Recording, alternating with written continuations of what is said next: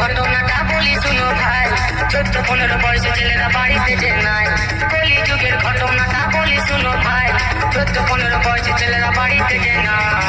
খড়খড় করে রে মনটা মনটা, ছেড়ে গেল জীবনটা জীবনটা। খড়খড় করে রে মনটা মনটা, ছেড়ে গেল জীবনটা জীবনটা।